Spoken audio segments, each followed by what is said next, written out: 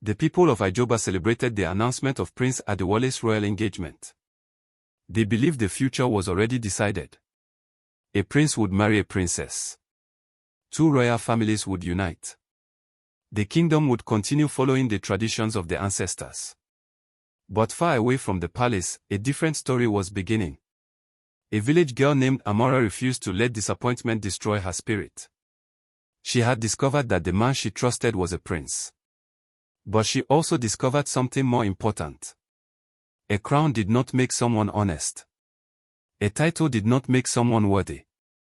And wealth did not make someone better than others. When Prince Adewale returned to Oden village hoping to repair their broken trust, he would face the first person in the kingdom who was brave enough to challenge him. Not because she hated him, but because she respected him enough to tell him the truth. The palace was filled with celebration. Servants decorated the royal courtyard. Musicians practiced songs for the engagement ceremony. The chiefs congratulated one another. Everyone appeared happy. Everyone except Prince Adewale. He stood alone in the palace garden. The announcement had been made. The decision had been accepted. But his heart remained troubled. He thought about Princess Zainab. She was kind. She was intelligent. She deserved respect. But he also thought about Amara. The woman who had shown him the struggles hidden behind palace walls. Adewale knew something important. A marriage built only on duty could create peace between kingdoms. But it could not create truth inside his heart. In Oden village, Amara continued her work. She refused to spend her days waiting for someone who belonged to another world. Her pottery stall was open. Her hands continued shaping clay. Her life continued moving forward. But inside her heart, she carried a lesson. She had learned that people could surprise you. Someone who appeared ordinary could carry great responsibility. And someone with great power could still make mistakes. Toby watched her work. "You are not angry anymore?" Amara smiled. "I am disappointed." "What is the difference?" She looked at the clay in her hands. "Anger destroys. Disappointment teaches." The boy nodded. He knew his sister had become stronger. Despite the royal announcement, Adewale returned to Oden village. This time, he did not come pretending to be someone else. He came carrying the weight of the truth. The villagers noticed him immediately. Some bowed. Some whispered. Others looked surprised. The prince had returned. But Adewale was not looking for praise. He was looking for one person. Amara. When he reached her pottery store, she continued working. She did not bow. She did not celebrate. She simply looked at him. "Why are you here, Your Highness?" The title sounded different coming from her. It carried distance. Adewale lowered his head. "I came to apologize." The villagers became quiet. A prince apologizing to a village woman was something they had never witnessed. Amara listened. "I should have told you the truth." She looked at him. "Yes, you should have." Adewale accepted her response. "I was afraid." "Afraid of what?" "That people would treat me differently." Amara replied. "Everyone already treats you differently. That is what being a prince means." Her words were simple. But they carried wisdom. Adewale realized she was not trying to embarrass him. She was helping him understand himself. Adewale asked Amara to work with him. They moved away from the busy market. "I never wanted to deceive you." Amara looked ahead. "But you did." The prince became silent. She continued. "I respected you because of your actions, not because of your title." Those words affected him. Because they revealed something important. The people closest to him inside the palace respected the crown. But Amara respected the person wearing it. Adewale asked. "What would you have done if you were me?" Amara stopped. "I would have listened before making decisions." The prince looked surprised. She continued. Many powerful people think they understand the poor because they read reports. She looked at him. But hunger is not a number on paper. Adewale remembered the palace council. The reports. The meetings. The way problems were discussed without mentioning people. Amara's words revealed something uncomfortable. The palace had information. But the village had experience. For the first time, Adewale admitted something. I thought becoming king meant having answers.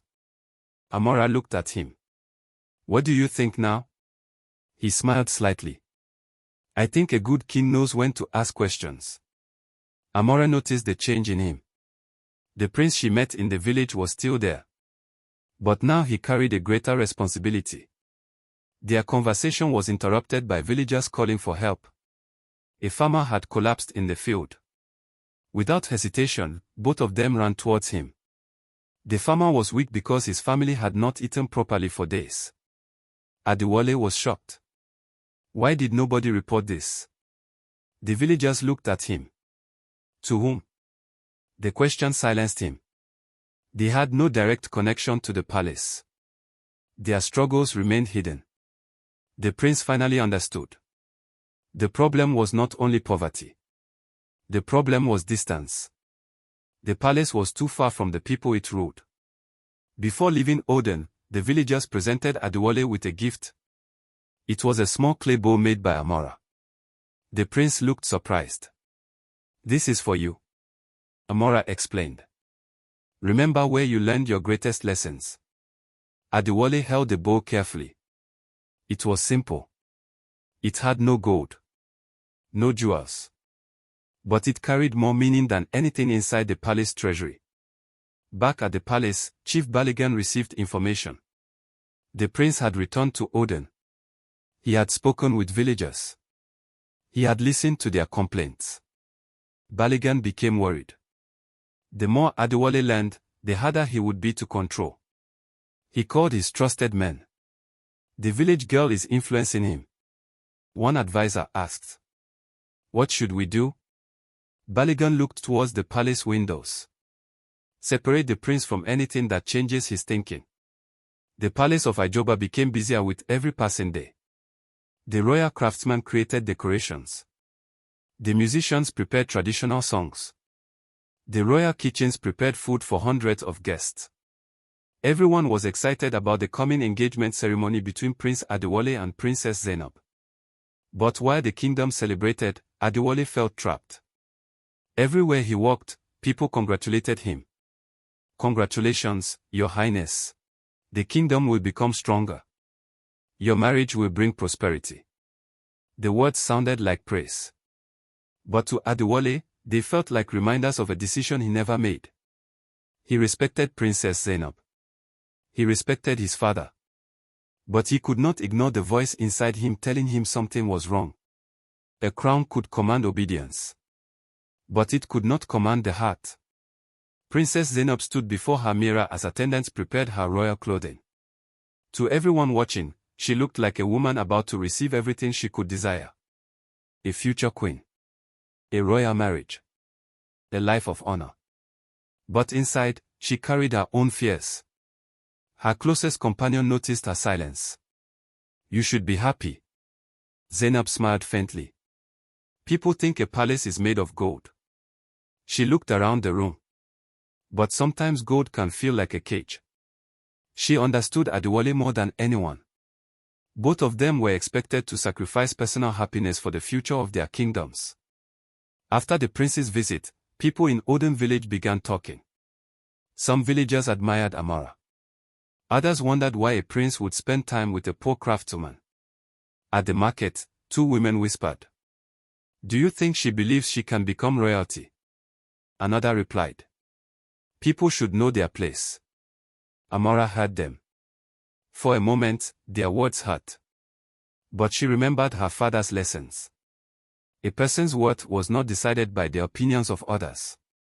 She continued arranging her pottery.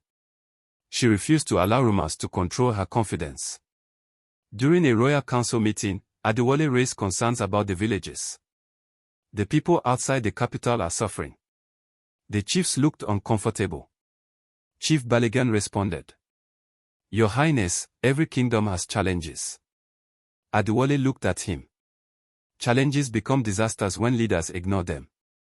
The room became silent. The prince continued. I have visited the villages. I have spoken with farmers. Their struggles are real.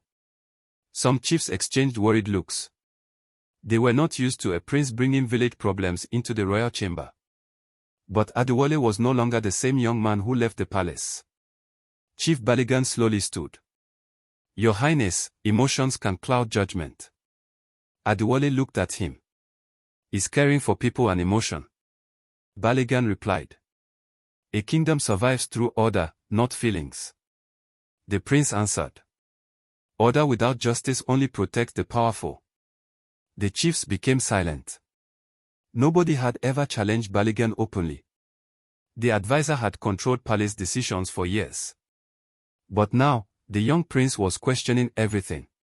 Baligan smiled politely. But inside, he felt threatened. Amara visited Bobaton again. She needed advice. I do not understand why someone with so much power would hide from me. The elder listened carefully. Sometimes people born into privilege do not know how others see them. Amara looked down. But should that excuse dishonesty? Bobaton shook his head. No. He paused. But remember, a person can be growing and still make mistakes. His words helped Amara see another side. Adewale had failed her. But perhaps he was also learning. Instead of attending another palace celebration, Adewale secretly visited the poorer areas near the capital. This time, he went openly as a prince. The people were surprised. They had rarely seen royalty walking among them. Adewale listened to traders. He spoke with farmers. He asked families about their struggles. Some people were afraid at first. They were not used to being heard. But slowly, they began speaking. And the prince discovered something painful. Many problems had existed for years. Yet nobody inside the palace knew. After hearing the people's concerns, Adewale made his first decision. He ordered that certain unfair market fees be investigated. The announcement surprised everyone. The traders celebrated. But the wealthy merchants were unhappy. They had benefited from the system for years. Chief Baligan received the news with anger. The prince was no longer simply asking questions. He was taking action. And action threatened those who profited from silence. That evening, King Adetikam called his son. Adewale, your intentions are good. The prince waited. But you must understand that changing a kingdom requires patience. Adewale nodded. I understand, father. The king looked concerned. There are people who will resist you. Adewale replied. Then I must convince them. The king sighed. You still believe everyone can be convinced? The prince smiled. Someone once believed that about me. The king looked at him. He wondered who had influenced his son so deeply. A few days later, something unexpected happened. A royal messenger arrived in Oden village. He carried an official invitation. The message was for Amara. The palace wanted her presence. The villagers were shocked. A poor village girl had been invited to the royal palace. Some wondered why. Others feared what it meant. Amara held the invitation carefully. She knew this was not a simple visit. The palace was calling her into a world where power, tradition, and ambition controlled everything. And she did not know that entering those palace walls would change her life forever. Thank you for watching until the end. If this episode kept you entertained, show your support by liking the video, sharing your thoughts in the comments, and sending it to someone who would enjoy the story. Remember to subscribe or follow so you do not miss the next episode.